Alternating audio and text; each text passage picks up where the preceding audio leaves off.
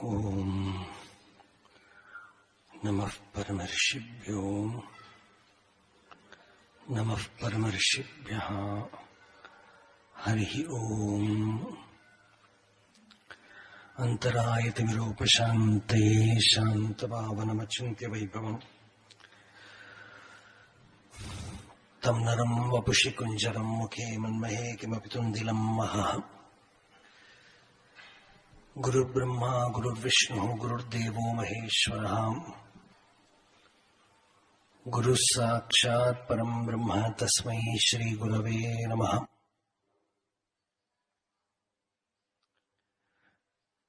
ఈశ్వరో గురురాత్మేతి మూర్తిభేద విభాగినే వ్యోమవద్వ్యాప్తదేహాయ దక్షిణామూర్తయే నమః. యస్యాంతన్నాదిమధ్యం నహి కరచరణం నామ గోత్రం న సూత్రం నో జాతిర్నైవ వర్ణా న భవతి పురుషో నపుంసం న చ స్త్రీం నాకారం నో వికారం నహి జనిమరణం నాస్తి పుణ్యం న పాపం తత్వం నో తత్వమేకం సహజ సమరసం సద్గురుం తం నమామి. సదాశివసమారంభాం శంకరాచార్యమధ్యమాం అస్మదాచార్యపర్యంతాం వందే గురుపరంపరాం. మౌనవ్యాఖ్యా ప్రకటితపరబ్రహ్మతత్త్వం యువానం వర్షిష్టాంతే వసదర్షిగణైరావృతం బ్రహ్మనిష్టైః ఆచార్యేంద్రం కరకలితచిన్ముద్రం ఆనందమూర్తిం స్వాత్మా రామం ముదితవదనం దక్షిణామూర్తిమీడే. వేదాంతార్థవిభాసకాయేతయే శాంతాయ సన్యాసినే నానావాదినగేంద్రసంఘపవయే యోగీంద్రవంద్యాయ చ మోహధ్వాంతదివాకరాయ భగవత్పాదాభితాం బిభ్రతే. తస్మై భాష్యకృతే నమోऽस्तु సతతం పూర్ణాయ బోధాత్మనే. అపార సచ్చిత్సుఖవారిరాశేః యస్యోర్మిమాత్రం భువనం సమస్తం గుహాహితం తం రమణం గభీరం చింతావిహీనం హృది చింతయామి. దేహం మృణ్మయవజ్జడాత్మకమహం బుద్ధిర్న తస్యాస్త్యతో నాహం తత్తదభావసుప్తిసమయే సిద్ధాత్మసద్భావతః. కోహం భావయుతః కుతో వరధియా దృష్ట్వాత్మనిష్టాత్మనాం సోహం స్ఫూర్తితయా అరుణాచలశివః పూర్ణో విభాతి స్వయం. కరుణాపూర్ణసుధాబ్ధే కబళితఘనవిశ్వరూపకిరణావల్యా అరుణాచలపరమాత్మన్ అరుణో భవచిత్తకంజసువికాసాయ త్వయ్యరుణాచల సర్వం భూత్వా స్థిత్వా ప్రలీనమేతచ్చిత్రం. హృద్యహమిత్యాత్మతయా నృత్యసి భోః తే వదంతి హృదయం నామ అహమితి కుత ఆయాతీత్యన్విష్యాంతః ప్రవిష్టయాత్యమలధియాం. అవగమ్య స్వం రూపం శామ్యత్యరుణాచలత్వయి నదీవాబ్ధౌ. త్యక్త్వా విషయం బాహ్యం రుద్ధప్రాణేన రుద్ధమనసాంతస్త్వాం ధ్యాయన్ పశ్యతి యోగీ దీధితిం అరుణాచలత్వయి మహీయం తే. త్వయ్యర్పితమనసా త్వాం పశ్యన్ సర్వం తవాకృతితయా సతతం భజతే. అనన్యప్రీత్యా స జయత్యరుణాచలత్వయి సుఖే మగ్నః. శోణప్రభం సోమకలావతంసం పాణిస్ఫురత్పంచశరేక్షుచాపం ప్రాణప్రియం నౌమి పినాకపాణేః కోణత్రయస్థం కులదైవతం నహం. నమామి యామినీనాథలేఖాలంకృతకుంతళాం भवानीं भवसन्तापनिर्वापणसुधानदीं चूडोत्तंसितचन्द्रचारुकलिकां चञ्जत्शिखाभास्वरो लीलादग्धविलोलकामशलभश्रेयो दशाग्रे स्फुरन् अन्तःस्फूर्जतपारमोहतिमिरप्राग्भालमुच्चाडयन् चेतः सद्मनियोगिनां विजयते ज्ञानप्रदीपो हरहम् शारदा शारदाम्भोजवदना वदनाम्बुजे सर्वदा सर्वदास्माकं सन्निधिं क्रियात् राकाचन्द्रसमानकान्तिवदना नाकादिराजस्तुता मूकानामपि कुर्वती सुरधुनीनीकाशवाग्वैभवम् श्रीकाञ्चीनगरी विहाररसिका शोकापहन्त्री सताम् एका पुण्यपरम्परा पशुपतेः आकारिणी राजते। योऽन्तः प्रविश्य मम वाचमिमाम् प्रसुप्ताम् सञ्जीवयत्यखिलशक्तिधरस्वधाम्नाम् अन्यांश हस्तचरणश्रवणत्वगादीन् प्राणान् नमो भगवते पुरुषाय तुभ्यम्। आवर्तपुर्याम् जनितम् प्रपद्ये पाण्ड्येशदेशे विहृतम् प्रपद्ये शोणाचलप्रस्थचरम् प्रपद्ये भिक्षुम् तपः क्लेशसहम् प्रपद्ये आब्रह्मकीटान्तसमम् प्रपद्ये जितारिषड्वर्गमहम् प्रपद्ये सर्वज्ञतासारभृतम् प्रपद्ये निस्सीमकारुण्यनिधिम् प्रपद्ये अस्मात्प्रपञ्चादधिकम् प्रपद्ये विश्वाधिगोक्तेर्विषयम् प्रपद्ये कालग्रहग्राहभयापनुत्तीकृतान्तशिक्षाकृतिनम् प्रपद्ये विनेतुमार्तिम् विषयाध्वजन्याम् विज्ञानमूर्तिम् दधतम् प्रपद्ये कन्दर्पदर्पज्वरवारणाय कामारिलीलावतरम् प्रपद्ये आजन्मवर्णिव्रतिनम् प्रपद्ये कुण्डीभृतम् दण्डधरम् प्रपद्ये ब्रह्मासनध्यानरतम् प्रपद्ये ब्रह्मात्मभूयम् कृतिनम् प्रपद्ये हरम् प्रपद्ये विचरम् प्रपद्ये स्वतन्त्रतायाः सदनम् प्रपद्ये अमेयसामर्थ्यवहम् प्रपद्ये विशुद्धविज्ञानिवरम् प्रपद्ये दौर्भाग्यतापत्रयकर्ममोहसन्तापहन्तारमहम् प्रपद्ये यथार्थसङ्कल्पमपेतपापम् अवाप्तकामम् विशुचम् प्रपद्ये मनःप्रसादम् भजताम् दधानम् मुग्धस्मितोल्लासिमुखम् प्रपद्ये व्यथामशेषाम् व्यपनीयमोदप्रदेन नाम्ना रमणम् प्रपद्ये शिवम् प्रपद्ये शिवदम् प्रपद्ये गुरुम् प्रपद्ये गुणिनम् प्रपद्ये मदीयहृत्पद्मजुषम् प्रपद्ये शरण्यमीशम् शरणम् प्रपद्ये।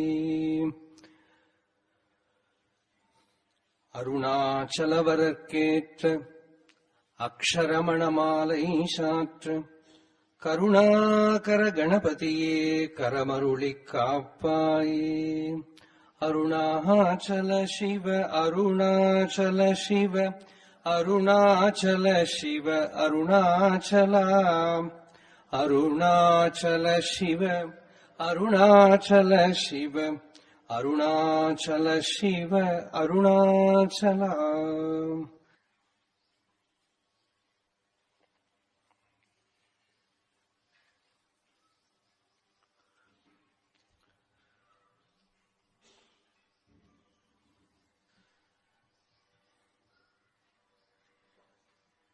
Bhagavan's Arunachala Aksharamana malai. Yesterday, we freely gave a translation to it as the fragrant garland of divine experience. Aksharam means Atma, self. Manam means fragrance. So the fragrance, perfume of self-experience. When we read the works of great sages and saints, actually they didn't write poetry, poetry flowed through them. They were not composers. They got established in the divine state, and from them that divinity itself expressed, God himself expressed. So through Bhagavan Arunachala himself sang this Aksharamana malai.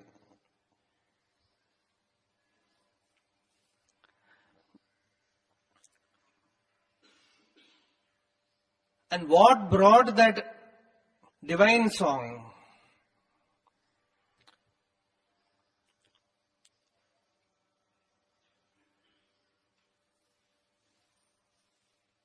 It is the expression of the heart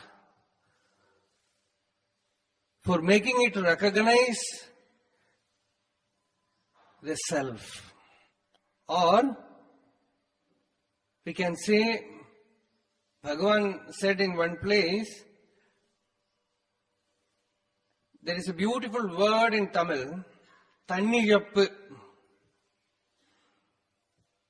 Thanniyappu means, Iyappu means losing. Thanniyappu means losing the ego, losing the personality. Yesterday we saw how we naturally lose it in the deep sleep. Nature makes you experience the state where you are not, but you are fully there.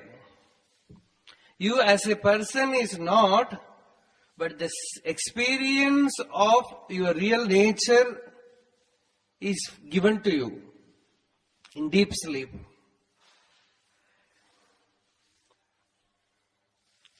In waking state, you have to attain that state where the ego is not.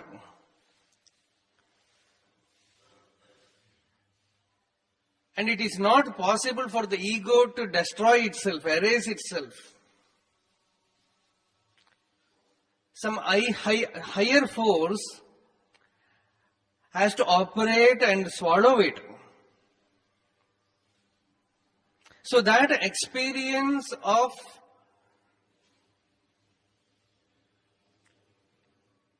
grace, which made Bhagavan become one with Arunachala,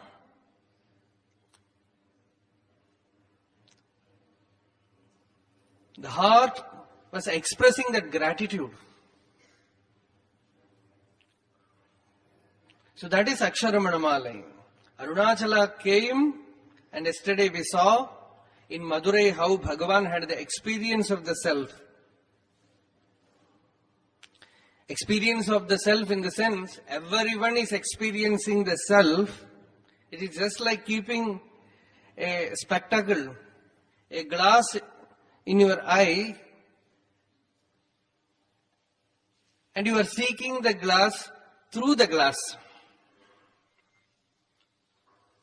Through that spectacle, you are seeking it. You are searching for it. And somebody tells you it is there in your nose.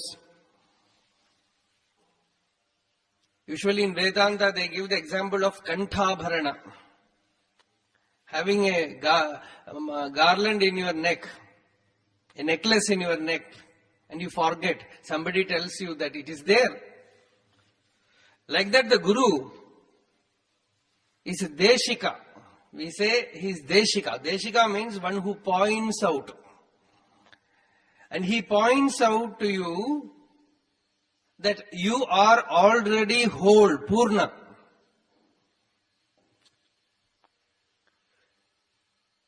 You need not seek anything outside you. You are the Purna Vastu. One day, in Bhagavan's presence, one person came and he was crying, he was weeping, telling all his family problems. Bhagavan was simply sitting, radiating silence. Usually Bhagavan's close devotees, they never asked any question to him. They always took the back seat. That is why many of devotees, I have heard they used to say that they loved that photo of Bhagavan where Bhagavan will look backside.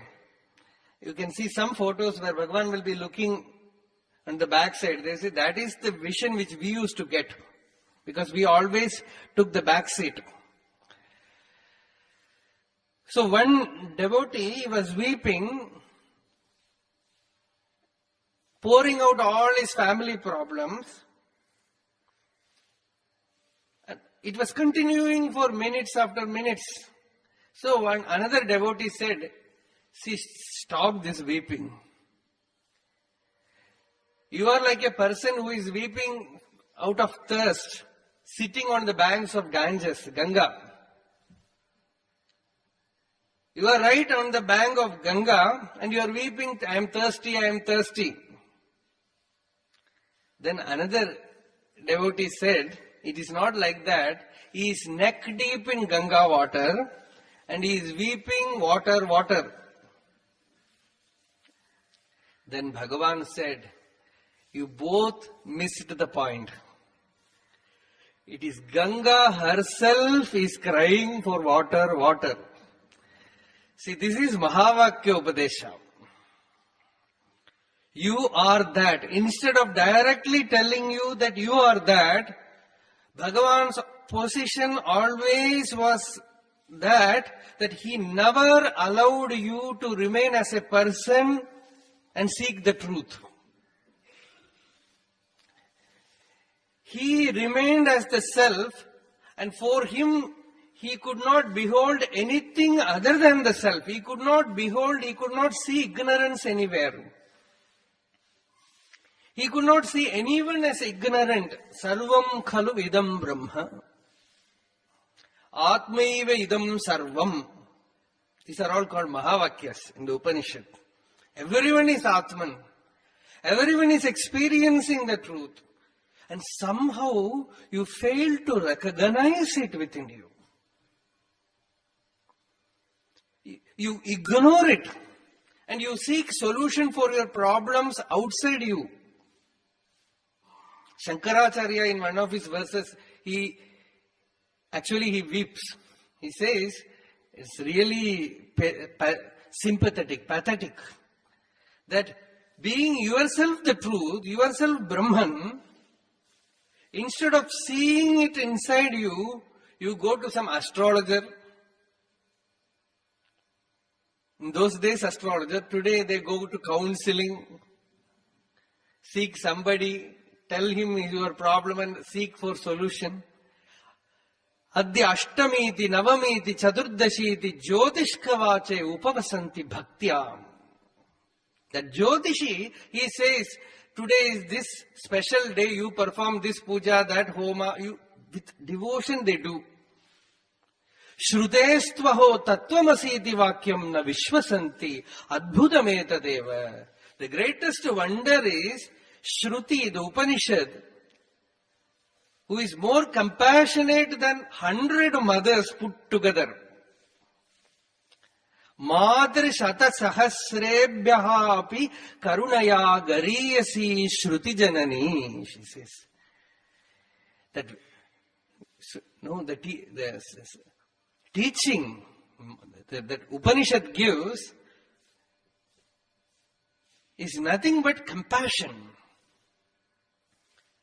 It is making you abide in yourself, not allowing you to be a beggar, but you continue to be satisfied in begging.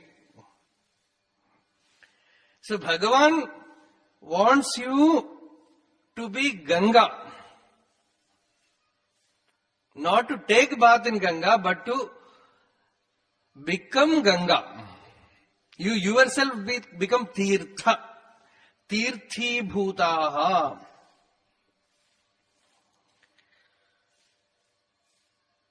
All the problems get solved once you see the inner one. The greatest problem is death. That you are going to die. And we go on ignoring it. And people even don't want to hear it. If you constantly say about death, they will say, don't speak inauspicious things. Such things should not be spoken. In a way, that is also a fact, because there is no death. That is why you don't want to hear it.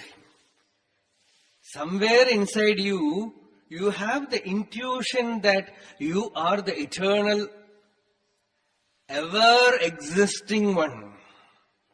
Somewhere in the deeps, it is there. So somebody tells you death, it doesn't go inside. Something pushes it outside. You don't want to accept it. That is why in death experience, that powerful fear of death came with so much force. The fear of death from outside entered that boy's heart. With the same force, the inner one pushed it outside. You see the beauty of it. For us also it is happening. We hear so many news about death, so many accidents, so many die, and we never think that we are going to die. So the experience of Bhagavan is already there within us, but we fail to recognize. For Bhagavan, a special incident was there which proved him that what is there within is Purna. Death is only a nonsense. It does not exist. And the I am, the experience of aham, it is Purna.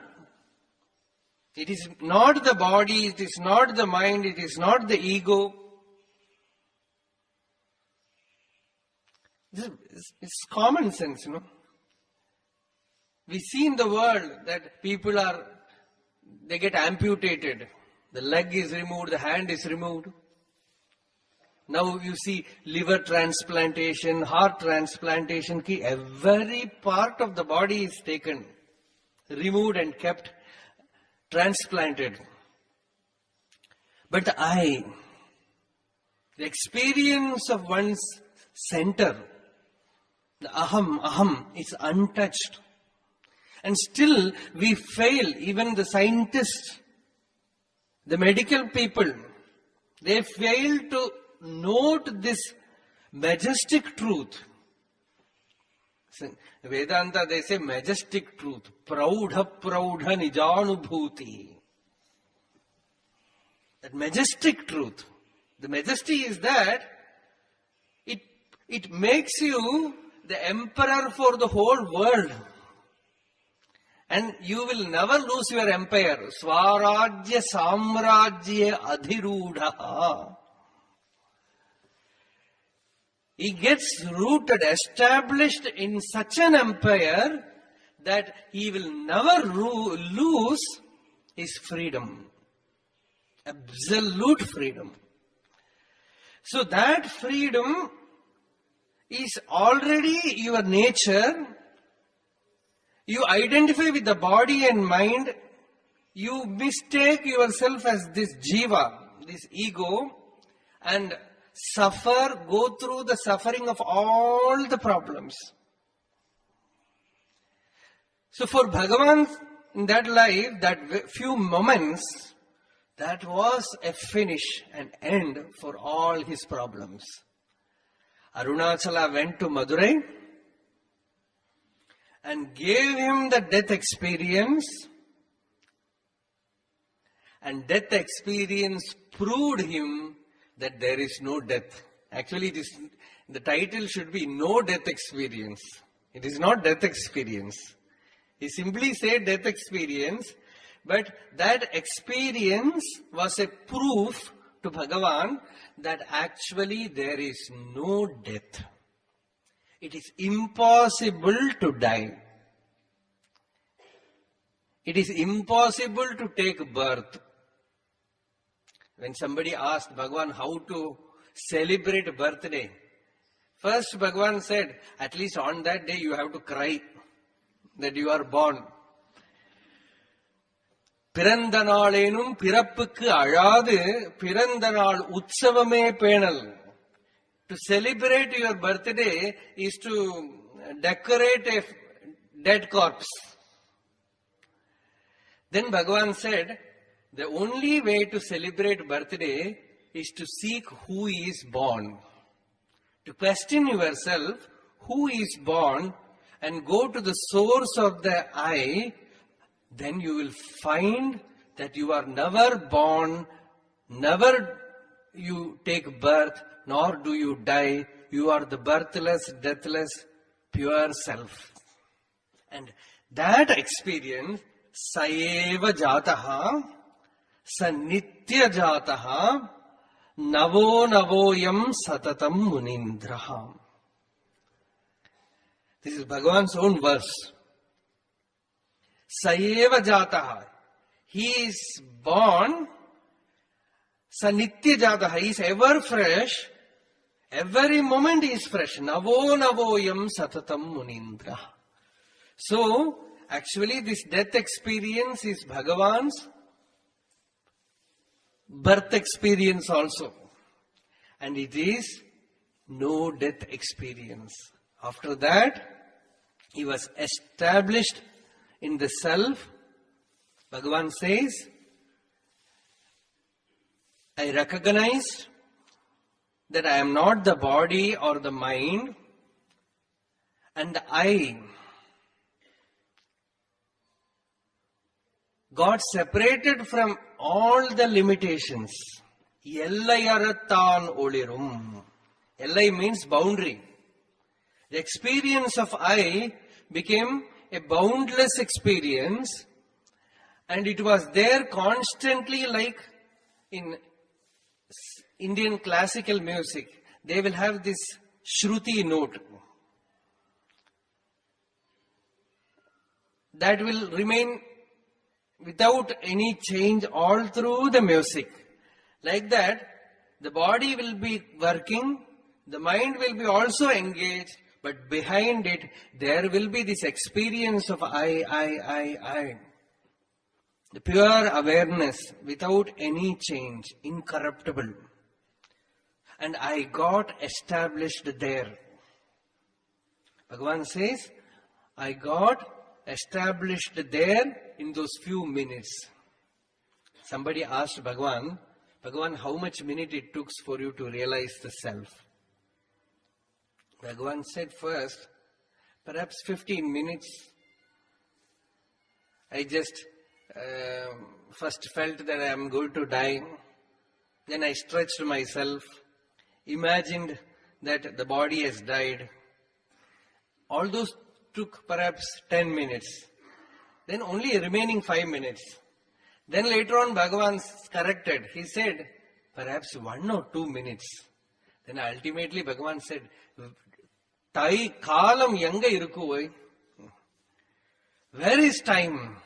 Do you think this experience happens within the time, within the boundary of time? It is in the timeless realm. The moment you experience, you know that eternally it was there, it is there, it will be there.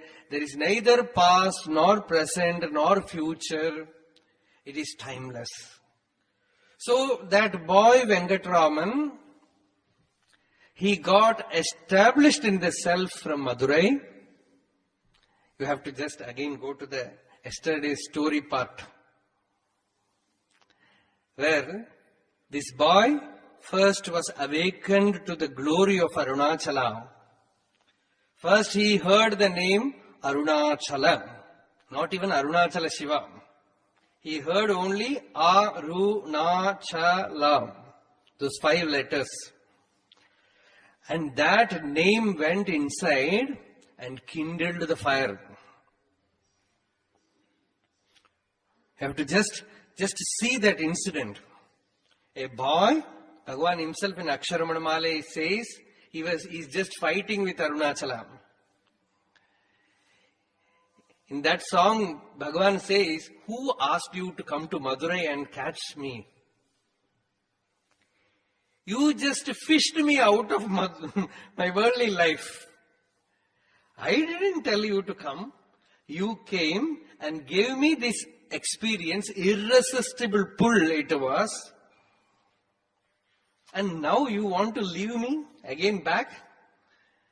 So in that, you can see that the force of Arunachala, and somebody asked, when Dr. Said, he asked Bhagavan, some conversation happened where Dr. Said said, Bhagavan, everyone needs Guru. Bhagavan said, yes, everyone needs Guru. Then Bhagavan now says, there is no Guru. Bhagavan said, who said there is no Guru? I always say there is Guru. Guru alone is. And the self is the Guru. Then he said, then Bhagavan, what is the position that we are in? For us, you are our Guru. Then Bhagavan did not reply. Then he again continued. Then Bhagavan said, what force made you come to Tiruvannamalai? Bhagavan asked. This is for all of us. Then Dr. Said said, there is no doubt it is Bhagavan's force. We heard about Bhagavan Ramana Maharshi and we rushed here. Then Bhagavan continued, who made Bhagavan come to Tiruvannamalai? Then Dr. Said said, he kept quiet. The thing is, the conversation started about the doubt about Arunachala. He was asking, this mountain is like any other mountain. What is the difference? That is how the conversation started. This is like any other mountain. What is the difference? Then Bhagavan said, who made you come here? Then he said, it is Bhagavan. Who made Bhagavan come here? Then for him there was no answer. Then Bhagavan, the full stop of that conversation is, that is it. The power of Arunachala is undeniable. That is the close of that conversation. Bhagavan said, that is it. The power of Arunachala is undeniable. You cannot deny the power of Arunachala. As you identify with this body, so Shiva identifies with this mountain. See, Bhagavan, in all other things, if you read Bhagavan's teaching in talks, everywhere it is so rational, pure logical Vedanta. But when it comes to Arunachala, there is no logic. No reason. Nothing. He says the power, Arunachala is Shiva. That is all. It is Ishvara himself. And what is the secret relationship? Arunachala,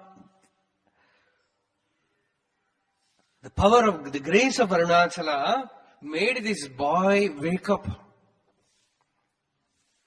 The name of Arunachala, that is why in Aksharamana malai, in the last few songs, Bhagavan says, Anbodu un namam kel, anbartham anbarukku anbanaida arul Arunachala. Bhagavan says, O Arunachala, those devotees who listen to your name with love, to those devotees, anbu means love, bhakti, devotion, anbodu un namam kel, Those who listen. Kel means listen. Anbodu un namam kel. Those who listen to your namam, anbar. They are not simply devotees, they are anbar, means lovers. Those who have love, those who have devotion. Those devotees, tam anbarik. I don't need even a direct connection with a Mahatma. I will be a server of that person who is a devotee of Arunachala. Anbodu un namam kel. See, this comes from Bhagavan. Bhagavan says, Anbodu un namam kel, anbar tam anbarikku anbanaida arul Arunachala. Please give me that blessing. So the secret behind this love is Arunachala's grace that Ray went to Madurai and gave him this, awakened this fear of death, and which was the cause for self-experience. After that, this boy Venkatraman was going to school, having the usual routine, but ever immersed in samadhi. Bhagavan said, there was no change in my life after that Madurai incident. Just you have to think. Many people, when they tell Bhagavan's story, they will tell you he did tremendous austerity in the mountain, in the caves. But Bhagavan confirms, he says, there was no austerity or anything. I could not come out of that experience. Actually, I was trying to come out, but I could not. That was the finish, over. There, what was bestowed on him was complete, and the years where he spent in the mountain was only just an exercise or a trial to adjust his system to that experience, to adjust his body, mind to hold that Purna Anubhuti. It was just because you go to some high altitude, it takes much time to acclimatize. Like that, he was suddenly taken from here with escape velocity. Went outside the space. And it took so many years for the body and mind to get used to it and to absolutely remain untouched. So that experience was complete, and then he was living in that intoxication, in that inundation, in that lahari, going to school, writing homework, imposition. Every day he was getting imposition. The most sad thing is, he was given imposition in English grammar. You might have heard when Shankaracharya was moving in Kashi, he was taken to an old ancient university where he found a very old scholar repeating grammar lessons. Dukrinyakarane. Then Shankaracharya said, will this grammar help you? Death is standing in your doors. Yama is there. And you are going to die. And you are repeating by hearting grammar. So Bhagavan, this Venkatraman, got imposition. He was asked to write repeatedly 10 times this grammar lesson. So he was writing it. 2 times he wrote. He kept it aside, immersed himself in samadhi. Every day his brother was seeing. Naga Swami was seeing it. And he used to tease Venkatraman. Oh, the mad boy has come. Insane boy has come. Yogeshwara has come. He will say the Swami is coming. If he is behaving like this, why should he remain here? Such teasing was often happening, but on that particular day, Venkatraman was immersed in the self, and the beauty is he was never unconscious. From the very first experience, even in the temple, even in the Padala Linga, he was alert, because later on all the stories we got only from Bhagavan. What happened there? So, on the one side, he was merged in that awareness, that samadhi. On the other side, he was absolutely vigilant. So here, from back, he could hear his brother telling him, for a person who behaves like this, what is the use of this kind of education? இப்படியெல்லாம் இருக்கிறவனுக்கு இதெல்லாம் எதுக்கு? This was the question. One who behaves like this, why should he have all this household life? Then it just hit him. It has happened many times, but this time it directly went inside and he stood up. No. The wonder is, where should I go? And the answer has already come. The letter has already come. Arunachalam. And you see how clear Bhagavan is. He took a map and searched for the place. So everything was very, very practical. He didn't simply walk out. He found out where Tiruvannamalai is. And the story rest you know in the book. How he rushed to Tiruvannamalai. In that madness, in that inundation. He got himself into the train. And in that lahari, in that inundation, he merged himself in that state. Later on, Bhagavan said, I came to Tiruvannamalai like a thief. Without telling anybody, hiding myself, I came here. In that state, he came to Arunachala. And in between, there were many places where he got down. That all you can read in this story. And the moment you came to Tiruvannamalai, while coming inside from the train itself, he saw Arunachala. If you come from Tirukoilur, from distance you can see Arunachala. And that vision, Bhagavan says, Aruginil irka, Aruguru mamayamita achalama kanden.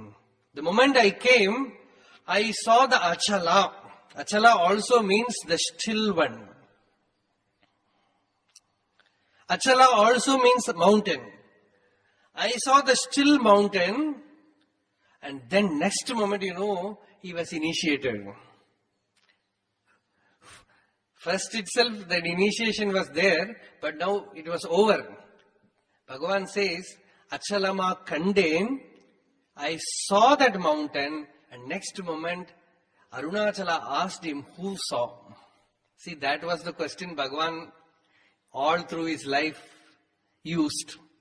He says, the moment I came, I saw the mountain, Kanden, Kandavan Yavanana Karuthinullada. Something happened within me, and the question arose, who saw?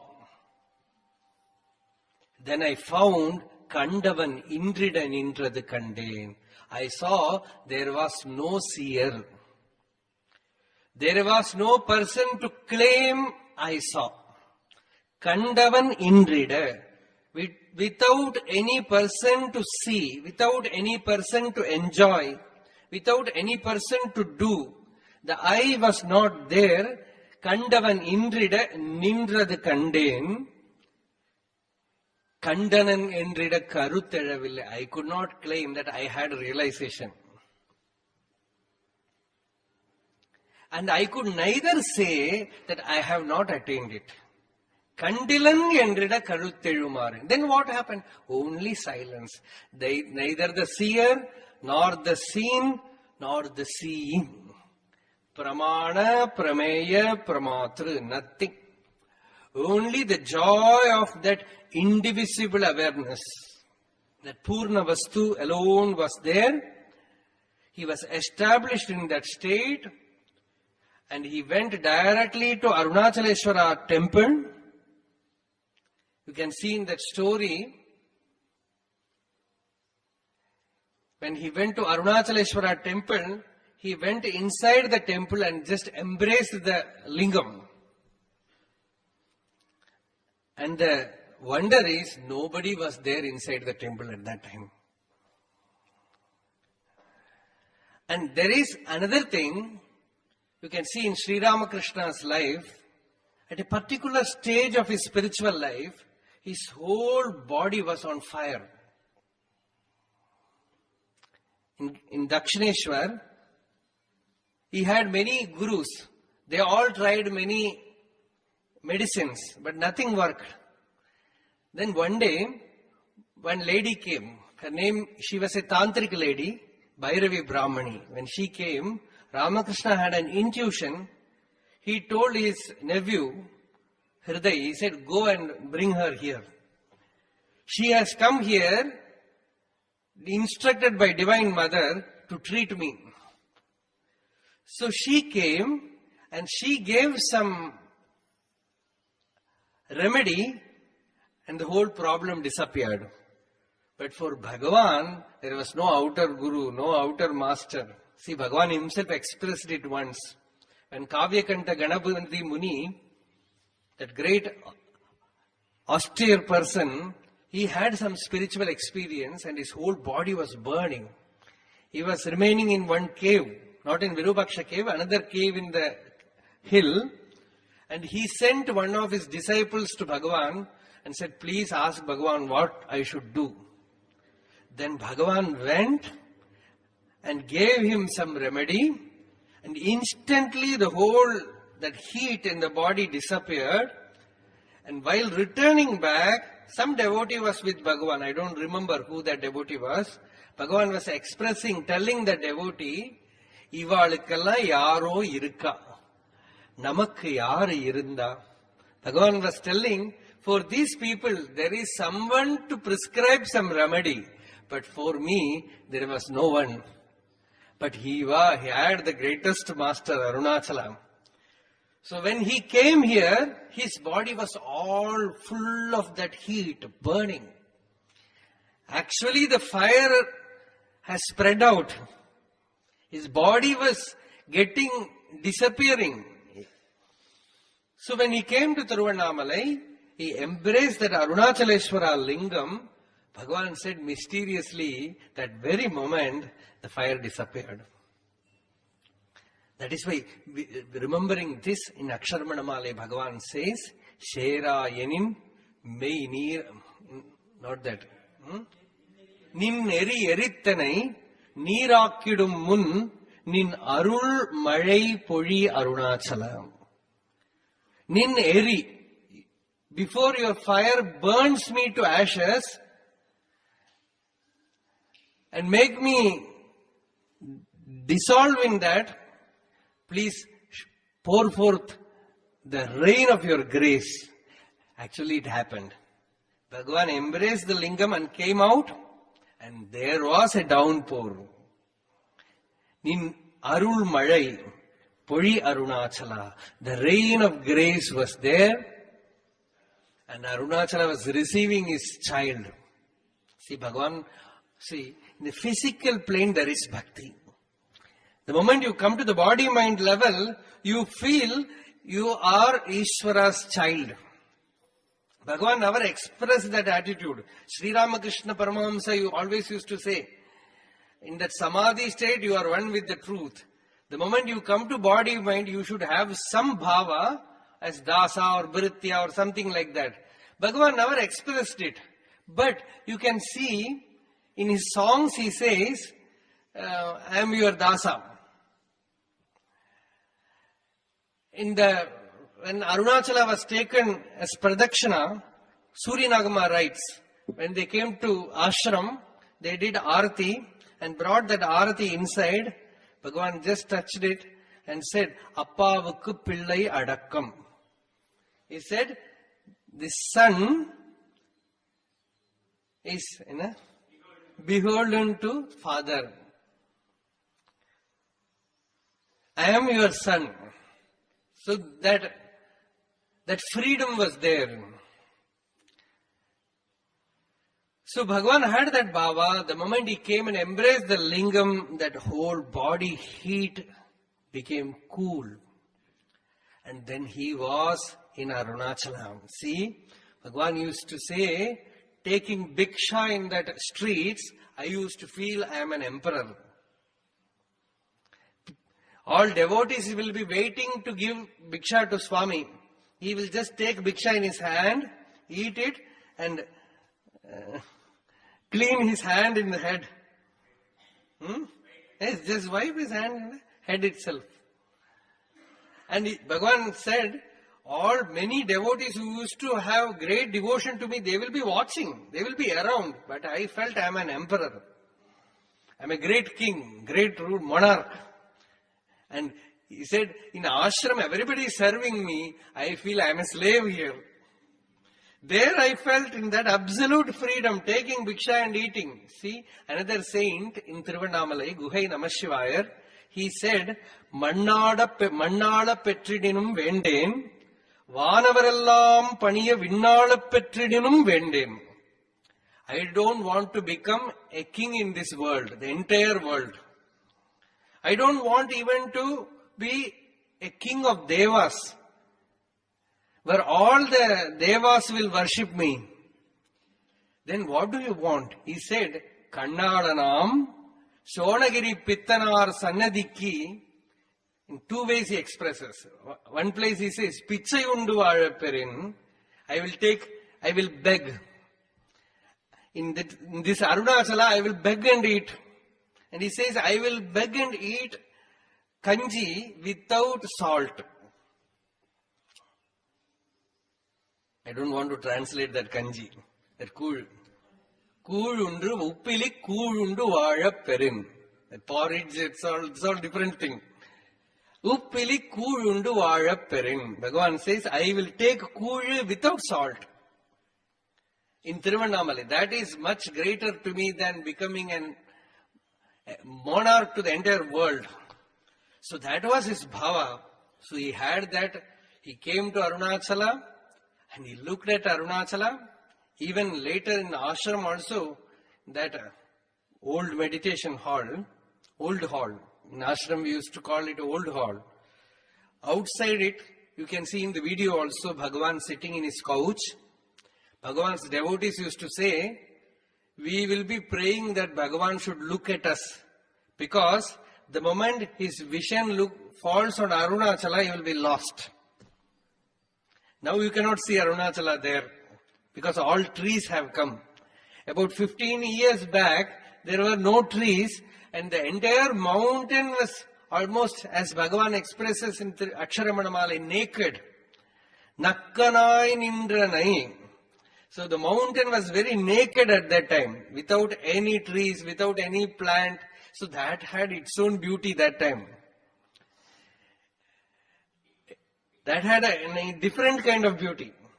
So there you can see, from Bhagavan's room you could see Arunachala there. So when the moment his eyes falls on Arunachala, he will be lost. He will be lost. So devotees, it is very cruel to pray like that, but they used to pray that Bhagavan should not look at Arunachala. Because, and the beauty is, when the moment he looks at it, the body will become still. Otherwise, his head will be always shaking. In that state, that Annamalai Swami has written, sometimes he will be still like a statue. Even after coming to ashram, there were few occasions where we had to blow a conch in his ears to wake him up.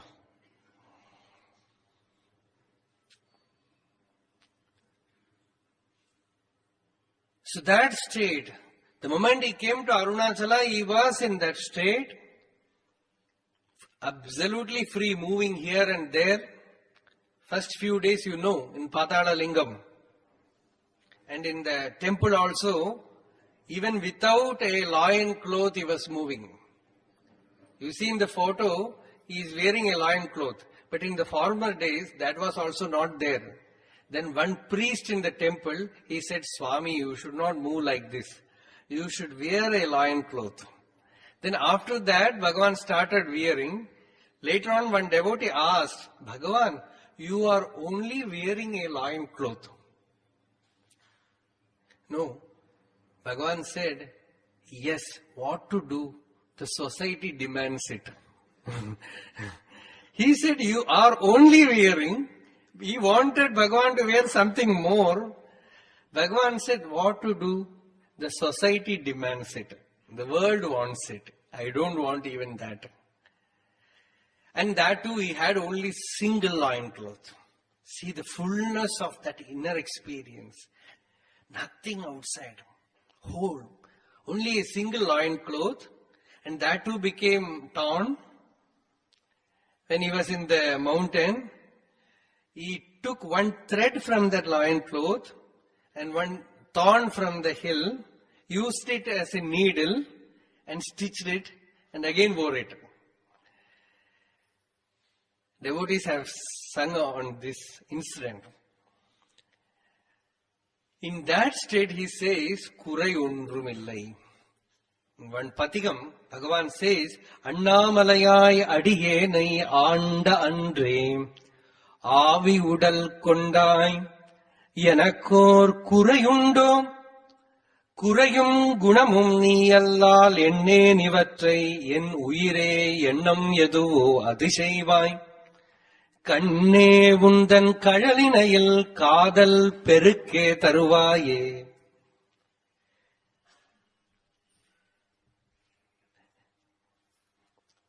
The song contains, the song you hear, it's like a balloon.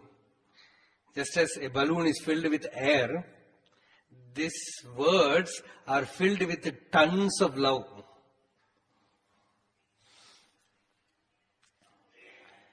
He says, Arunachala, you came to me and caught hold of me, made me surrender. Actually, we use the word surrender. In Tamil, there is a more beautiful word, Tadutha Aatkolal. It is not surrender, it is making you surrender. See, even to do surrender, you need a person. So you are not surrendering. It is Ishvara's grace which overpowers you and makes you feel the experience of surrender. That too, God doesn't want you to know that it is He who is doing. He wants you to feel that you have surrendered. Ishvara wants to make you feel that you have surrendered. So even to feel that I have surrendered is an ego. So Bhagavan says, you made me surrender. You took hold of my body and mind. The moment you took away my body and mind, I became full. Usually, all the problems comes out of body and mind. Bhagavan said, if some disease comes to the body, you have to tell a disease has occurred to the disease. The body itself is a disease because it puts limitation on you. You are the boundless infinite truth. The moment you lose body in deep sleep, you just recollect that state. The moment the body is not there, how do you feel it? In deep sleep, how do you feel it? Full. So, in waking state, Jagrat Sushupti. Arunachala took away Bhagavan's body and mind. Then Bhagavan said, the moment I lost my body, I lost my mind, that very moment I became full, all-pervading. Kurai edumillai. Now even if some lacking is seen in the body or mind, that is also yours. It is not mine. And in that fullness, without a loin cloth, he had one small kerchief. And there are hundreds of holes in it. In our tradition, Vedic tradition, the king of gods is Indra. And Indra has one name. His name is Sahasraksha. Sahasraksha means a person with 1,000 eyes. So Muruganar Swami, the great devotee of Bhagavan, he sang about Bhagavan that Sahasraksha, the person with 1,000 eyes, that God with 1,000 eyes came in the form of that kerchief to serve. Because all holes. And Bhagavan used that kerchief to clean his body and kept it hidden in a rock. Then one cowherd boy, he saw Bhagavan doing it. He was teasing Bhagavan. He said, Swami. And in that time, British period, governor was the highest position. That boy said, Swami, governor is coming to Tiruvannamalai to see your kerchief. Will you show him that? Bhagavan said, I will not give it to him. So that fullness, that wholeness, with all external benefits, comforts, we are still having a begging bowl within us. Our mind is the greatest begging bowl. Physically you have everything and inwardly you are carrying a begging bowl. While Bhagavan carried a begging bowl in his hand, but inwardly he says, I was a Chakravarti, a monarch. Uru kudai nidar kove. The word that he used is Chhatrapati. Chhatrapati means that umbrella which they will have in the king's throne. Great emperor's throne. Like that Bhagavan says, there is only one umbrella and I am under it. Oru kudai nidar kobe. The moment you realize the truth, you are an emperor. Na kanchana namitum ichhati swarajye abhishiktaha. He becomes abhishikta. He becomes established in that throne of absolute sovereignty. So in that state, Bhagavan lived in many places, in temple, in the Iluppai Maram. After coming to Arunachala, he lived for some days here and there. People found him mad. Bhagavan himself accepted it. He said in Aksharamana, I am mad. I was mad. Paitiyam patri payanarum yanakun padamurum arumarundu arulvai. Paitiyam arundai parolir aruna parvata uruperum parane. He said, Arunachala, I have found a great medicine. See, two places. Bhagavan had two discoveries. One thing Bhagavan said, I found a great magnetic mountain. Parthanan Pudumai Uyir Vali Kanta Parvatam. This magnet, as the magnet pulls the iron filings, this magnet pulls the souls wherever they are and makes them still like a mountain. And here he says, I found a medicine, a rare herb. Parthanan, I found a herb which is an antidote for insanity. For Paityam. Paityam means madness. Paitya Marundu. And Paityam means what? Whoever has a mind is insane. As long as you have a mind, however great that mind is, insanity is there. You can never believe a good person also. Sometimes he is good, another time he will bark.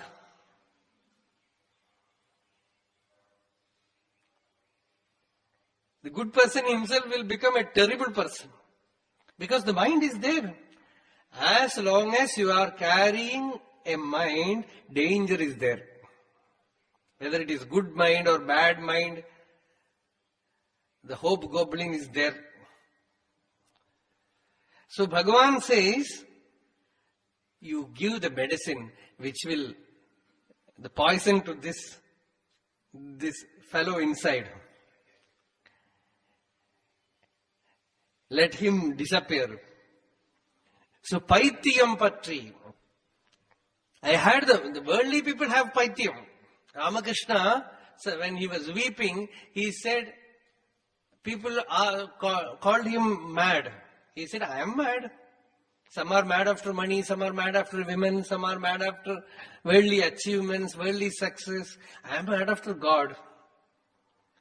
If you have to sink, it is better to sing in a pool of milk, sacred water, than to sing in pool of dung. That is his words. So Bhagavan had that madness, that intoxication. In Arunachala temple, you see that big temple, the sacred spot where Ishvara himself in form moved. First in the Patala Linga cave, merged in Samadhi. And the great sage Sheshadri Swami was guarding him. One day he came out of that Padala Linga and said, there is a Swami inside, go and see. Told some other people there, devotees. When Venkatramana Mudaliyar, he told him, hey Mudali, one Swami is there inside, go and see. And they went inside. In that dark, they saw a boy, absolutely naked, merged in the self, and all his body that was all eaten by all kind of creatures. All poisonous creatures were there. So they just lifted Bhagavan. See, they just lifted him, brought him out. You just have to see that divine drama which was enacted. You have to imagine it, meditate on it. Brought him out and kept him in that Subramanya temple.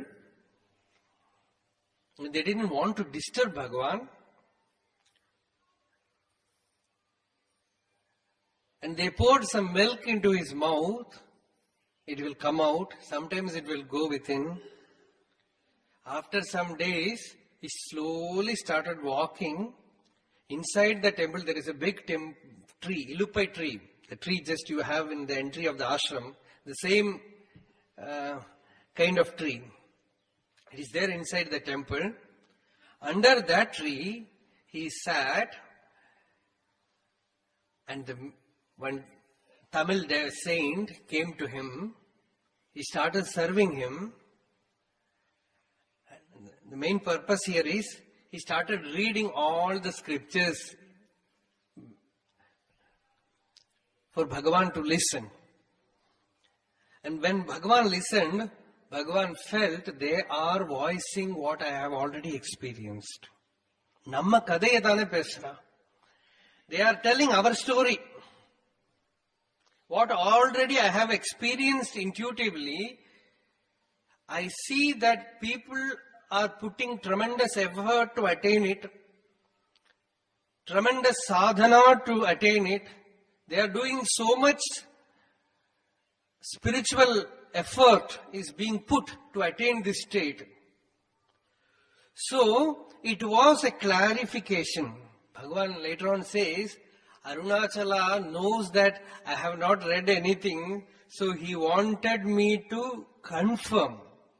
In Aksharamana malai itself Bhagavan says, without knowing I have attained, please confirm to me that what I have attained is the truth. So that was done to him there. And later on he moved to Guru Murtam, where also he was without movement, he was sitting. And even ants, his body was full of ants. Even devotees who went to see him, they could not stand there. It is about 5 kilometers away from Tiruvannamalai. You have to go and see that place. Now, it's a small samadhi where Bhagavan lived for many months, immersed in that state. There, another devotee, Payani Swami, came and served him. After that, he moved towards the mountain,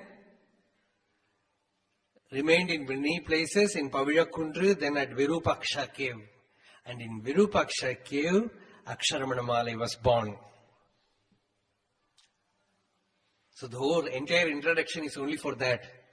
And you know, Bhagavan did not write Aksharamana malai first. Muruganar Swami, one great saint, he says, first Arunachala wrote 5 hymns on Bhagavan. Then only Bhagavan wrote 5 hymns on Arunachala. It is not the reverse way. It's actually the devotee has to sing on God.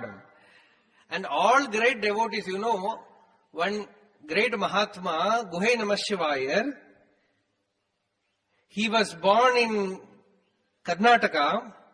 He was not a Tamil knowing person. He came to Tiruvannamalai. The moment he wanted to enter Arunachaleshwara temple, he had an inner voice. Arunachala telling him, stop. If you want to enter, you have to sing 100 verses on me in Tamil. This person, he was not a scholar in Tamil. He was born in Karnataka. So this saint, he remained here. Every day he wrote a song. And when the 100th song was completed, again he heard the inner voice, child, please come with him. And then Guhai Namah Shivaya entered.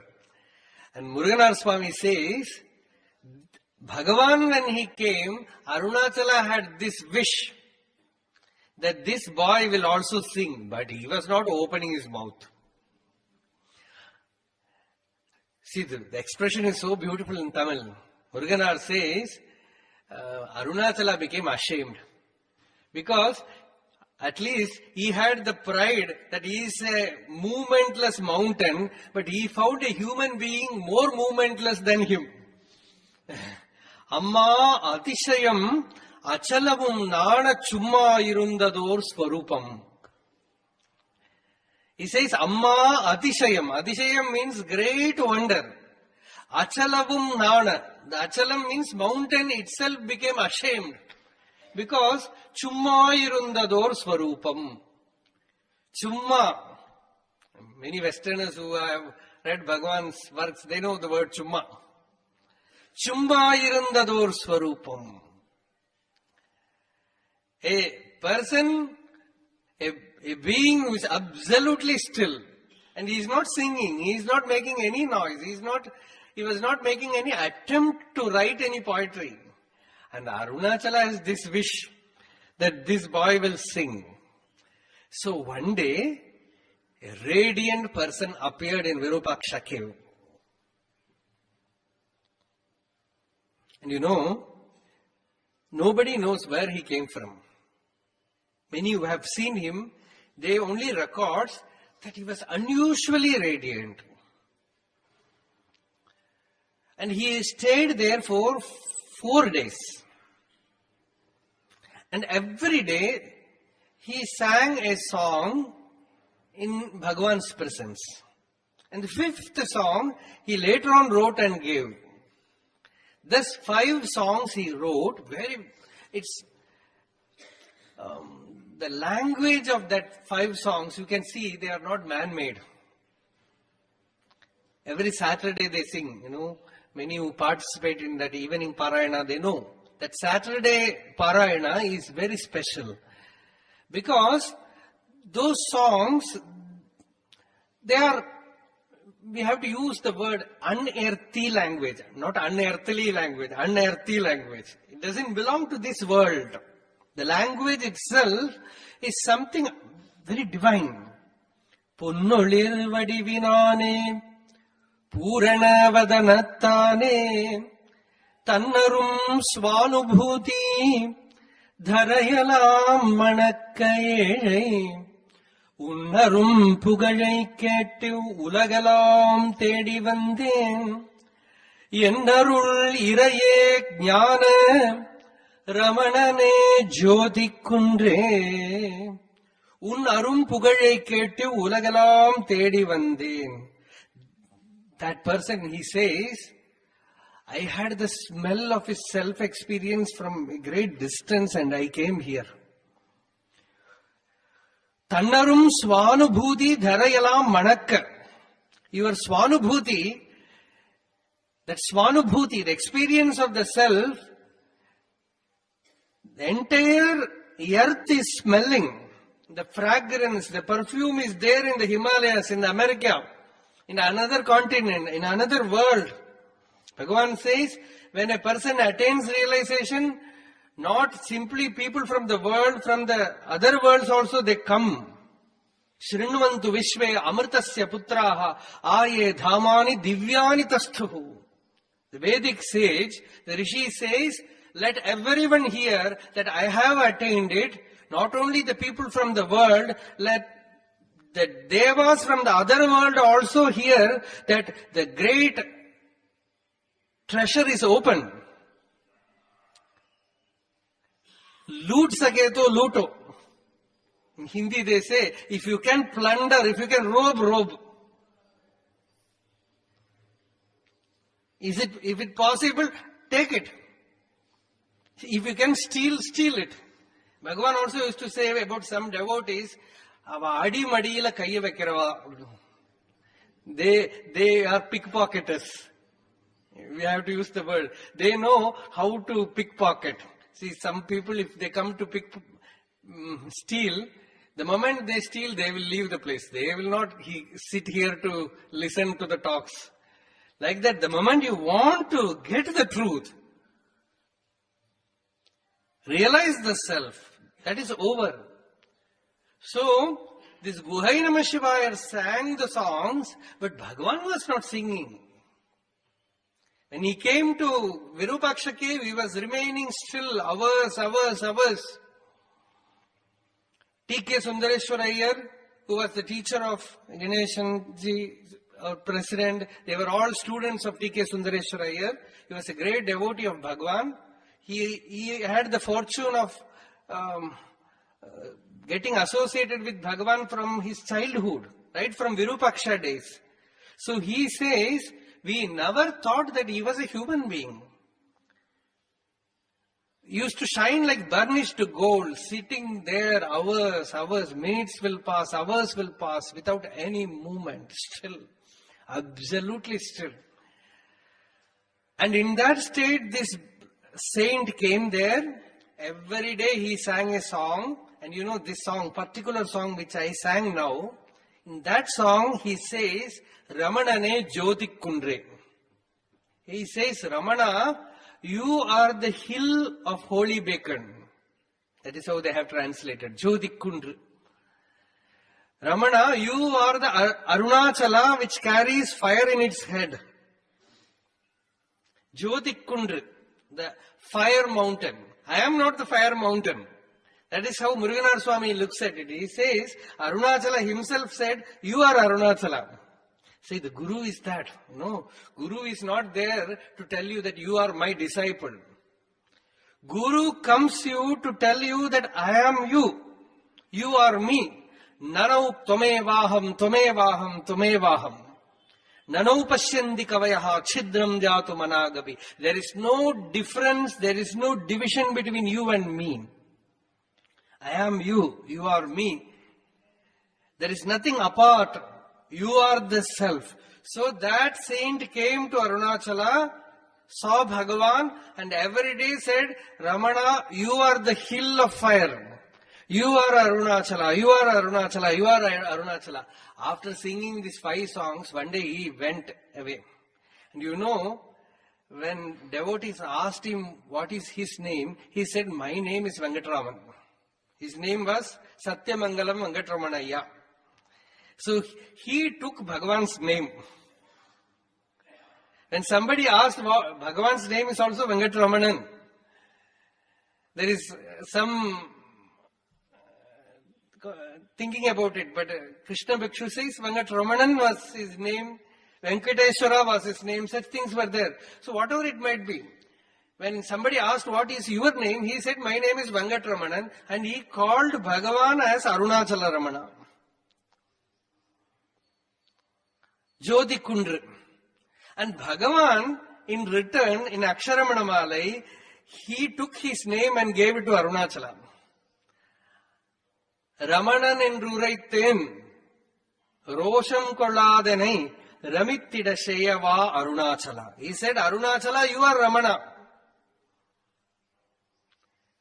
When the fifth song is, all of you know, Ramana Sadguru, Ramana Sadguru, Ramana Sadguru Rayane. Rayan means king, emperor. So Arunachala came and called Bhagavan that you are the monarch, Chakravarti, Ramana Sadguru Chakravarti. Ramana Sadguru Rayane. And when devotees used to sing that song, Bhagavan also used to participate. He will also sing Ramana Sadguru, Ramana Sadguru. Somebody asked Bhagavan, you are singing your own name? Why not? Do you think Ramana Sadguru is this body? Ramana Sadguru is that infinite being. Ramana Sadguru is Arunachala. So Ramana is not, he never identified with that particular name or with that particular form. When Bhagavan was in Virupaksha Skandashramam, somebody came to see Ramana Maharshi. They thought Maharshi will be sitting there with big jada. So when they came, in those days they used to use this dried cow dung for fuel. So Bhagavan was making it and putting it in the sunlight. So he saw Bhagavan doing this work. He thought Maharshi could not be doing such things. So he asked, where is Ramana Maharshi? Bhagavan said, after some minutes he will come. And there was one servant, Perumal Swami. He was coming after, perhaps, we don't know whether he was wearing a Rudraksha or Bhasma. This person went and did a namaskar to him. He was a very terrible person. No, nobody has done namaskar to him any time. He said, why do you do namaskar to me? He said, you are Maharshi. Who said? Somebody, some worker is there. He is doing some work there. Then he said, it's Bhagavan. Then later on he asked, Bhagavan, why do you misguide people? When they come to see Ramana Maharshi, you tell that Maharshi is not here. Bhagavan said, what should I tell them? I never identify with that name. All the vessels in this ashram, it is also written in it Ramana Maharshi. So if somebody asks what is Ramana Maharshi, I can very well point out to those vessels also. So why should I tell that I am Ramana Maharshi? Ramana Maharshi, Bhagavan was Ellayarathanolerum, that boundless reality. Everywhere is there, that spaceless, timeless. That Purna Vastu. So in that Purna state, Bhagavan, in Virupaksha cave, this saint came, every day he sang a song. And Muruganar Swami says, Arunachala appeared in that form, sang 5 hymns on Bhagavan, and then told him, Innameyavadu paaditolai. At least now you sing. Now I have sung on you. I have now done something to you. Okay. You are not different from me. I have myself come and sung on you. Now at least please open your mouth. Sing something. And devotees were also pestering Bhagavan. Bhagavan, please write some song. Please write some song. So that we can take that song not for orchestra, but for Bhiksha. See, Arunachala Aksharamana malai Bhagavan wrote for begging in the streets of Arunachala. So devotees were asking, they used to sing one song. Samba Sada Shiva, Samba Sada Shiva, Samba Sada Shiva, Samba Shiva. Almost like Aksharamana malai. That was the song they used to sing. In those days, these sannyasis, bhikshus in Trivandamala, they used to sing this. Adbhuta Vigraha, Amaradishvara, Aganita Gunagana, Amita Shiva, Hara Samba Sada Shiva, Samba Sada Shiva, Samba Sada Shiva Samba Shiva. This song they used to sing. So they wanted Bhagavan to write something like this in Tamil. Because in many houses, in formal days, Bhagavan himself used to go for bhiksha. So all these housewives, they will be waiting for Swami to come. They won't know, they cannot predict in which street Bhagavan will go. So Bhagavan will go to some street, stand in front of some house and just clap his hand. And that lady inside will rush outside with food, give it to Bhagavan. So Bhagavan used to do that. See, when we go to town, although that whole market is crowded, we should remember this, that Arunachala has one form. In temple, there are many kind of murtis. And one murti is Bhikshadanar. Arunachala, even during this festival, Kartikeya Deepam, one day he will come out in Tiruvannamalai as Bhikshadanar. To take bhiksha from devotees, he will come and collect bhiksha from every home. So that sampradaya is there. But in Bhagavan's form, he walked with naked foot, naked body, barefoot. He walked in the streets of Tiruvannamalai begging. That we have to remember. The whole place, however it is now, it is sacred. Each and every dust is sacred. Each and every sand is sacred. Because Bhagavan has walked, Bhagavan has begged in the streets. And most of the homes, most of the houses in Tiruvannamalai, that village, that streets, he has begged. They have given food to him. So there, Bhagavan has walked. That is why Mruganara Swami said, why do you move about in the streets, without any dress? He has sung like that. Nakkarahi nayandu ramanare pukku pichai pulambi tirivyaten. That we will see later on. So, this Bhagavan's devotees, when they started going, they will collect bhiksha and bring it to Virupaksha cave. Bhagavan later on, when in ashram, they used to have sumptuous, delicious meal. Bhagavan used to say, these are all not tasty. You know, in those days, we used to collect bhiksha, and especially, Ganeshana used to say that first bhiksha, that is there in letters from Ramanashram, the first bhiksha which Arunachaleshwara gave to Bhagavan. When he came here, first day there was no food. See, Arunachala didn't give although he gave a royal reception, there was no food. So first day, no food. So when he came in that inundation, there was perhaps no hunger also. So he was inside the temple. Next day, in that state, he was moving in that madness. When Mauni Swami saw him, and he will not talk, so he called one of his disciples by clap and said, that boy is very hungry, give him some food. There was no food with them also. They searched, and Bhagavan says in letters it is there, Bhagavan says, they got some old food, very old rice, perhaps 2 days, 3 days old. And water was there inside it. And some achar, pickle was there. And that plate in which it was not a plate, it was a piece of tin sheet, broken tin sheet. In that broken tin sheet, that food was brought, and the tin sheet was, Bhagavan himself says it was very dark.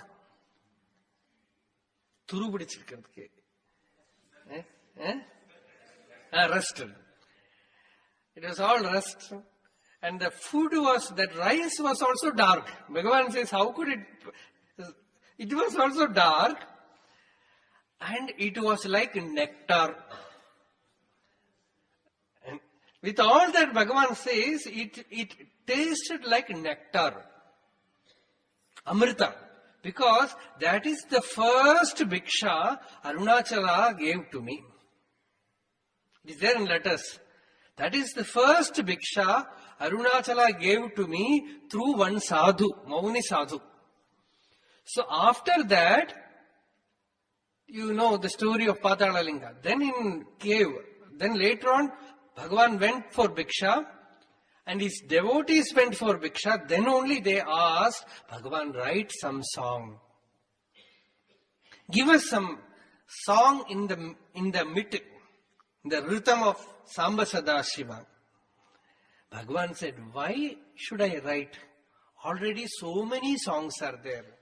All the 63 saints, they have sung. Manikyavachakar have sung. Tiruvachakam, Tevaram, everything is there. None can equal those outpourings of saints. Those songs are already there. Why should I write anything new? Nothing is there to write. Then they were constantly pestering, Bhagavan, please write, please write. Nothing was happening. One day, Bhagavan started for Giri Pradakshina and the devotees were following him. Perhaps, we don't know, one devotee had the intuition to carry a paper and pencil. And when they were moving, those days Giri Pradakshina was very slow. Bhagavan will take 1 day to complete a Pradakshina. And that is not the longest duration. In the olden days, it is very new information actually, because Arunachala, you see many Tirtha ponds around the mountain. Small ponds are there. In those days, there were 365 ponds. And for each pond, there was a small temple. And devotees used to do pradakshina. They used to take a dip in each pond, stay in that temple, do spiritual practice and move to the next pond, stay in that temple, do spiritual practice. Like that, it will take 1 full year to complete a pradakshina. See how beautiful it is. Samvatsara pradakshina. We don't know the outer area. Perhaps it is not this road. It may extend to other areas also. So it will be a very long, distant pradakshina. 1 full year pradakshina, slowly, with full awareness, meditating, all the while continuing your spiritual practice. Like that they were doing. And Bhagavan's pradakshina was also so beautiful, so radiant. Immersed in the self, he will walk slowly. It will be like a wave. It will be like Arunachala Shiva, Arunachala Shiva, Arunachala Shiva. So while he was moving, one devotee handed over this paper and pencil. Bhagavan, please write. We don't know what happened. Bhagavan wrote Arunachalam. Usually he always used to write that name. If somebody asked him to write something, he will write Arunachalam. Here also, see, all the devotees, they have started like that. Manikyavachakar, he has written Tiruvachakam. That is another story which I will tell you tomorrow. He started his Tiruvachakam with Namah Shivaya. Because he was chanting Nama, he was doing japa, Lord appeared before him and said, please sing. He started singing Namah Shivaya Varga, Nathan Vatar Varga, Imaipoludum en Nenjil Ningatan Tar Varga. With Namah Shivaya itself he started singing. Like that Bhagavan said Arunachalam. He wrote Arunachalam. Then it continued. Arunachaleshwara entered his pen, the pencil.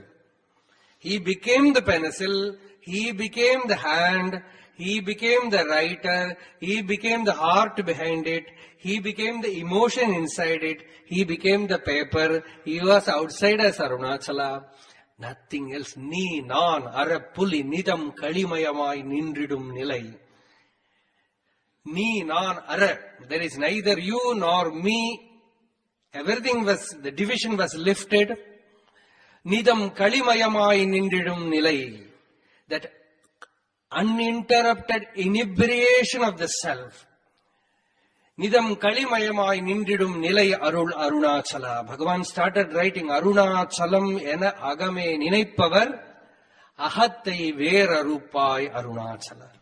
The first verse, it contains the entire teaching of Bhagavan, entire teaching of scriptures, entire Veda is there. First song Bhagavan gave the teaching. Last song he said, Vedandatte Verara Vilangum Veda Purul. And that Veda Purul was given in the first song. Arunachalam ena ahame ninaipavar ahattai vera arupaya arunachala. We will see from that song. We are not going to take a class on Aksharamana malai. It is impossible. So here and there we will see songs. And we will go through Bhagavan's life also, incidents also, anecdotes also. So that Ramana Anubhuti, that experience of Ramana Lahari, that we will have continued tomorrow. Arunachala Shiva, Arunachala Shiva, Arunachala Shiva, Arunachala, Arunachala Shiva, Arunachala Shiva, Arunachala Shiva, Arunachala, Arunachala Shiva, Arunachala Shiva, Arunachala Shiva, Arunachala, Arunachala Shiva, Arunachala Shiva, Arunachala Shiva, Arunachala, Arunachala Shiva, Arunachala Shiva, Arunachala Shiva, Arunachala, Arunachala Shiva, Arunachala Shiva, Arunachala Shiva, Arunachala. Yato mamatma bhavasi tvameva, tato na vachyam mama kinchitasti, yathataveshtam kurumam tathaiva, Tvam Atmanatham Ramanam Bhaja. Hara Namah Parvati Pataye Hara